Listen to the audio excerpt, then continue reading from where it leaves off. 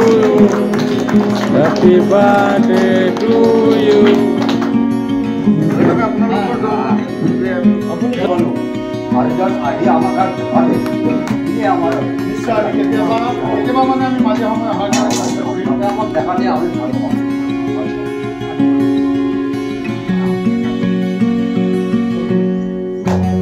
Birthday to you. Happy birthday to you.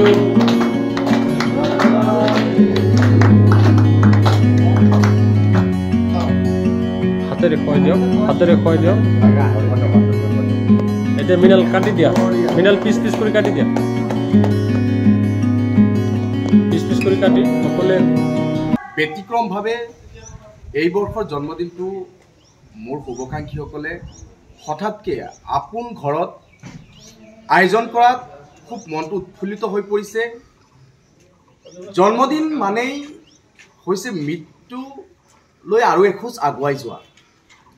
এটা বৰ্ষ জীৱনটোৰ পৰা আঁতৰি গ'ল বা কমি গ'ল, গতিকে মৃত্যুৰ ফালে আমি যে ধাবিত হৈ আছো তাক আজি সঁচাসঁচিকে হৃদয়ঙ্গম কৰিবলৈ সক্ষম হৈছো।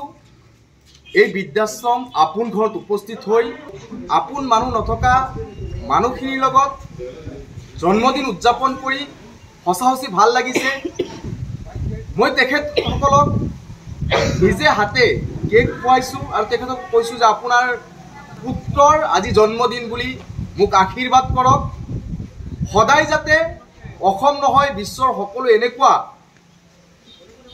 মানুহৰ লগত আমি থিয় দিব পাৰোঁ।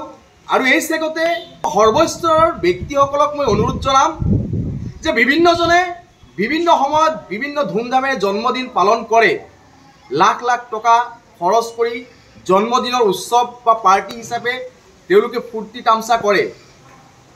সেইসকল ব্যক্তিক মই অনুৰোধ জনাম যে আহক আজিৰ পৰাই আমি সিদ্ধান্ত লওঁ, প্ৰত্যেকজন ব্যক্তিয়ে নিজৰ জন্মদিনত এজোপাকে গছ ৰোপণ কৰক আৰু জন্মদিনৰ কেকটো কমচে কম এনেকুৱা বৃদ্ধাশ্ৰমসমূহত তেওঁলোকৰ পৃথিৱীত যে কোনো নাই, তেওঁলোকৰ না পিতৃ মাতৃ আছে না পুত্ৰ সন্তান আছে, তেওঁলোক এই পৃথিৱীখনত অকলশৰীয়া ব্যক্তি, তেখেতক চোৱাৰ কোনো মানুহ নাই। এই পৃথিৱীত তেওঁলোকৰ যে কোনো নিজৰ বুলি একোৱে নাই। সেইসকল ব্যক্তিসকলৰ লগত নিজৰ নিজৰ জন্মদিনৰ উৎসৱটো পালন কৰক, তেওঁলোকেও ভাল পাব, এক মানৱীয় কাম নিজ হাতেৰে কৰিবলৈ সক্ষম হ'ব। সকলো বিশ্ববাসী, অসমবাসী আৰু বৰপেটা জিলাবাসীক মই আহ্বান জনাম যে আহক আমি নিজৰ নিজৰ জন্মদিনত এজোপাকে গছ হ'লেও ৰোওঁ আৰু জন্মদিনটো বৃদ্ধাশ্ৰমত জীৱন কটোৱা মানুহৰ লগত আমি নিজৰ নিজৰ জন্মদিন পালন কৰাৰ অভ্যাস কৰি তোলোঁ। এই থৈ যায় সেইসকল সন্ততি কি আপুনি আহ্বান কৰিব? সন্তানৰ নামত কলংক, পিতৃ মাতৃৰ কৰ্তব্য পালন নকৰা নৰ পিচাক বুলি কম সেইবোৰক। গতিকে সেইসকল ব্যক্তিক মই কাতৰ আহ্বান জনাম যে আপোনালোকে নিজৰ সুখৰ কাৰণে আজি পিতৃ মাতৃক বৃদ্ধাশ্ৰমত থৈছে। আপুনি সুখ বিচাৰি আপোনালোকৰ সন্তান যিবোৰ আপোনালোকে জন্ম দিছে বা তেওঁলোকক লালন পালন কৰাৰ বা ডাঙৰ মানুহৰ বনোৱাৰ সপোন লৈ পিতৃ মাতৃক গাঁৱত অকলশৰীয়াকৈ থৈ বৃদ্ধাশ্ৰমত অকলশৰীয়াকৈ থৈ আপোনালোকে লণ্ডনত নিজৰ পুত্ৰক পঢ়ুৱাবলৈ, নিজৰ পুত্ৰক মানুহ বনাবলৈ আপোনালোকে নিজে লাভ বিলাসত জীৱন যাপন কটাবলৈ আপোনালোকে যে বিদেশত আছে বা বিভিন্ন ঠাইত আছে, এবাৰ আপোনালোকে চিন্তা কৰক যে সেই পিতৃগৰাকীও কিন্তু আপোনাৰে দেউতা আছিল। সন্তান হিচাপে আপোনাৰ ওপৰত তেওঁলোকৰ যথেষ্ট আশা আছিল, কিন্তু সেই আশা আপোনালোকে নিৰখা কৰি সেই পিতৃ মাতৃক আপোনালোকে পেলাই দিলে বৃদ্ধাশ্ৰমত। কিন্তু তেনে ঘটনা কিন্তু আপোনাৰ লগতো হ'ব পাৰে।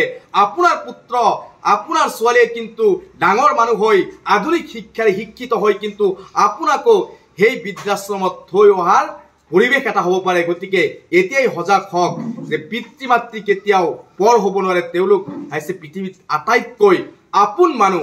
আজি কোনোবাই পত্নীৰ প্ৰেমত পৰি, কোনোবাই সংসাৰৰ মায়াত পৰি পিতৃ মাতৃক পেলাই থৈ গৈছে, আটাইতকৈ আপোন মানুহজনক পেলাই থৈ গৈছে। আজি আমি দেখিছোঁ বহুতো সংসাৰ ধ্বংস হয়, বহুতো বৈবাহিক সংসাৰ ধ্বংস হৈ যায়। এই বৈবাহিক যি সম্পৰ্ক আছে সেই সম্পৰ্কটো কিমান দূৰ স্থায়ী আজিৰ যুগত সাংঘাতিকভাৱে বিচ্ছেদ ঘটে, ডিভোৰ্চ হোৱাৰ ঘটনা দিনক দিনে বৃদ্ধি পাইছে। গতিকে এই বৈবাহিক বা স্বামী স্ত্ৰীৰ যি সম্পৰ্ক, এই সম্পৰ্কতকৈ যে বেছি গুৰুত্বপূৰ্ণ বা বেছি আপোন সম্পৰ্ক হৈছে পিতৃ মাতৃ। সন্তান এগৰাকী যিমানেই দুৰ্ভোগত নভোগ কিয়, যিমানেই বেমাৰ আজাৰত নভোগক কিয়, যিমানেই কষ্টৰ মাজেৰে দিন অতিবাহিত নকৰক কিয়, এনেকুৱা নজিৰ নাই যে কোনোবা সন্তানক পিতৃ মাতৃয়ে পেলাই দিছে। কিন্তু পত্নীয়ে কিন্তু আজিৰ যুগত স্বামীৰ ইনকাম কমি গ'লে এনেকুৱা নজিৰ সমাজত আছে, সেই পত্নীয়ে থৈ বেলেগৰ লগত গুচি যোৱাৰ নজিৰ আছে। গতিকে আজিৰ দিনত সম্পৰ্কটো কি আজি বুজি পাব লাগিব।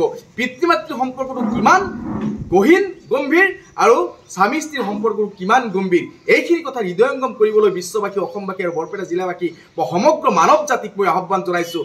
আহক, সম্পৰ্ক পিতৃ মাতৃৰ সম্পৰ্ক যথেষ্ট গুৰুত্বপূৰ্ণ, স্বামী স্ত্ৰীৰ সম্পৰ্ক যথেষ্ট গুৰুত্বপূৰ্ণ। সকলোকে সামূহিকভাৱে লৈ এক বৃহৎ আকাৰে আমি যদি এখন সোণৰ সংসাৰ গঢ়ি তুলিবলৈ চেষ্টা কৰোঁ, আমি সকলোৱে সুখত থাকিব পাৰিম, এই পৃথিৱীখন শান্তিৰে মানুহখিনি জীয়াই থাকিব পাৰোঁ।